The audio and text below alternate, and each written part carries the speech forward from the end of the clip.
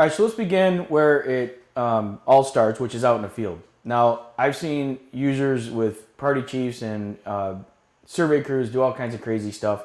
A lot of them will say, well, we just shoot the invert and take a shot on it.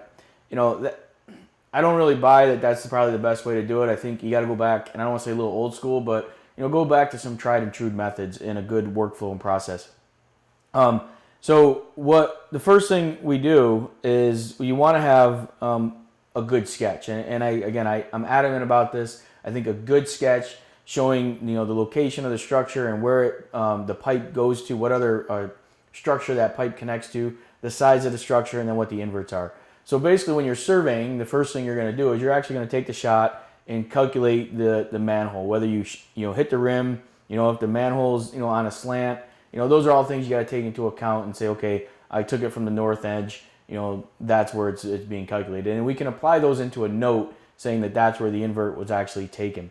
So, that aside, having a sketch that shows the manhole and the point number that was located. So when you're actually out there in the field collecting data and you take that shot with paint or a keel, write, what the point number is. In this case, you can see it's 10,541, and that's the point that was shot.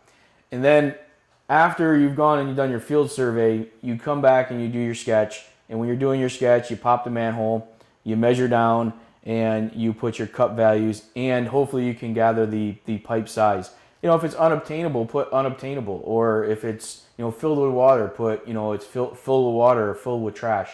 And all that information comes into a factor when you're mapping, because you can put that as a note saying that structure is unobtainable.